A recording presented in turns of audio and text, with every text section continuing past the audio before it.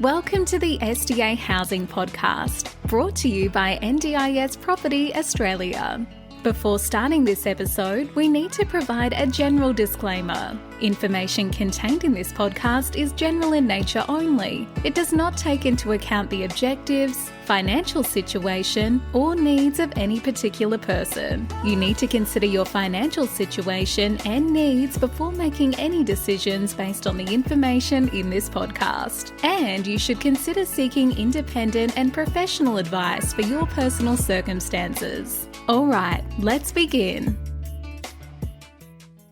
Good afternoon, everyone. Maddie here for the SDA Housing Podcast, which is a show that explains, highlights, guides, and brings awareness about all things specialist disability accommodation in the ever-changing NDIS world.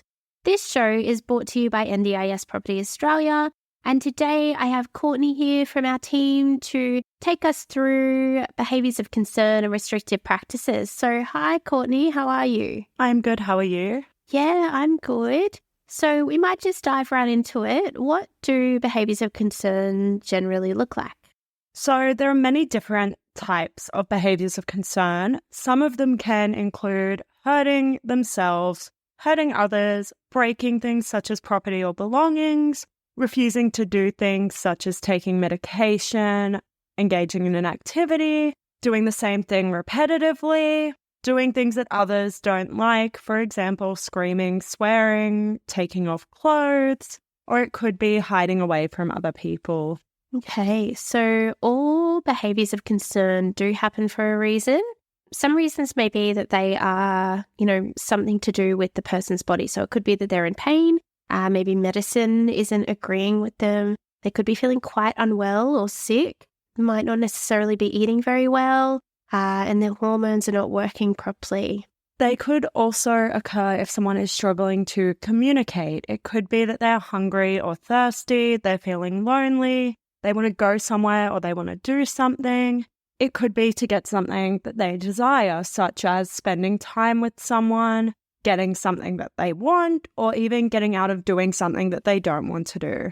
It could also be to change something about their environment. So it could be that it is too noisy or quiet in the environment that they're in. It could also be sensory related. It could be maybe it's too hot or too cold for them.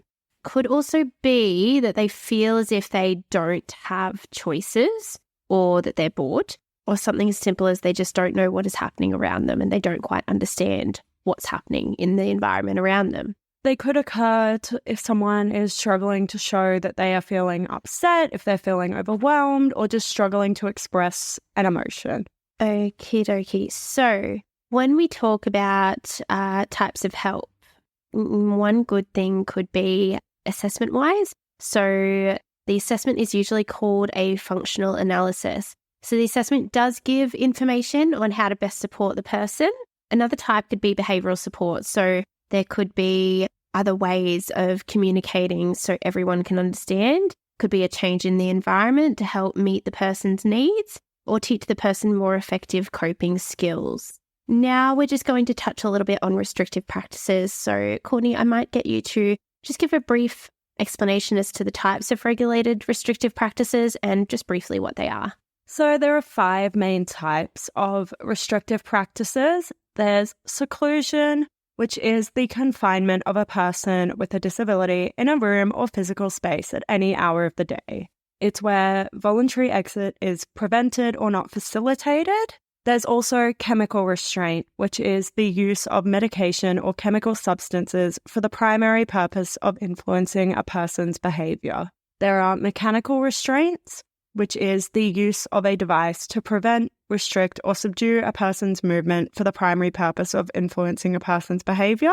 There are physical restraints, which is the action of physical force to prevent, restrict, or subdue the movement of a person's body or even just a part of their body for the purpose of influencing behaviour. It does not include the use of hands-on techniques in a reflexive way. There's finally environmental restraints, which is the restriction of a person's free access to all parts of their environment, including items or activities. This could be shops and tools in order to keep everyone safer. Okay, so when we talk about behaviour support plans can be developed by an NDIS behaviour support practitioner.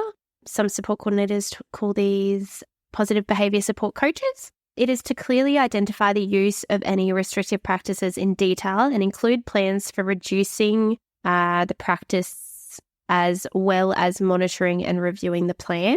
It could be based on behaviour support assessments, so could be a functional behaviour assessment if it is a comprehensive plan. It contains evidence-based, person-centred and proactive strategies that address the person's needs and the functions of the behaviour. This could be lodged with the NDIS Commission if the plan contains regulated restrictive practices as well. The use of restrictive practices contained in the behaviour support plan must reduce the risk of harm to the person and or others.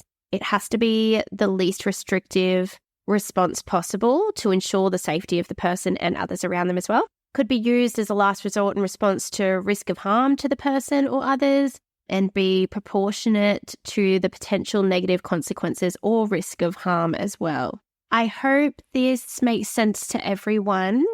We're really happy that we get to come on here and give a little bit of an insight into the knowledge that we know and experiences that we've experienced as support workers and support coordinators. It's really amazing to be able to come on here and I guess educate and be able to tell everyone experiences that we know of.